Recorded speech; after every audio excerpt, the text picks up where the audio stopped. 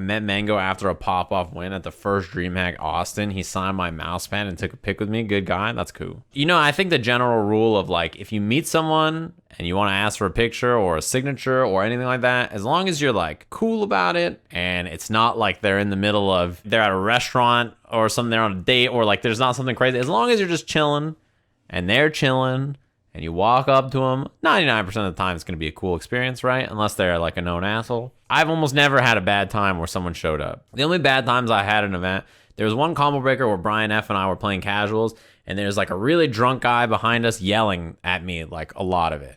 I was chilling playing casuals. You know how it is. I almost never have free time at events, right? I'm always working.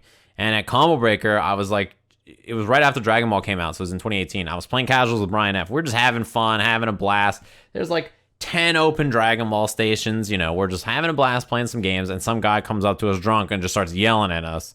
Like, oh, he's just a commentator, he's trash, blah, blah, blah. And the thing is, like, I'm winning. But, like, come on, man. This is, like, the only time I have to just chill at an event and play games. It's, like, 11 o'clock at night. And, like, I'm just trying to chill, dude. I don't know you like that. Just fucking leave me alone. It was so bad, in fact, that, like, we were playing, and, like, eventually I realized that he was, like, a fan, or, like, he didn't hate me, but he was, like, trying to talk shit like we were boys, you know?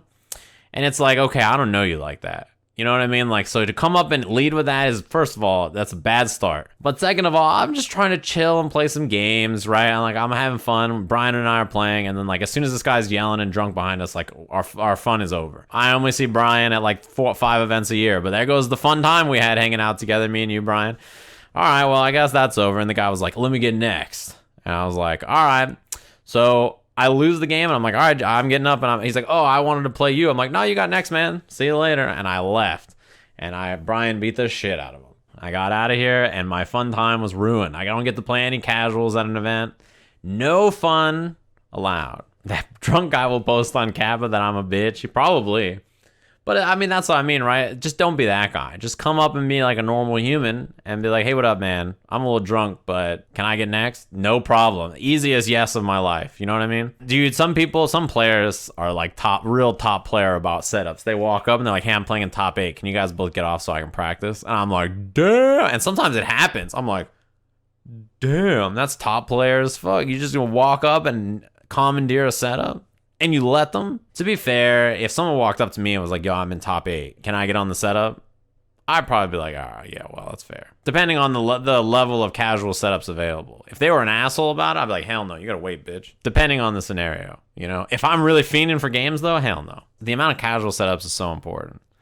That's what I mean about that Dragon Ball situation at Combo Breaker. There were so many setups free. And there's only one setup where this guy had to walk up and talk some shit.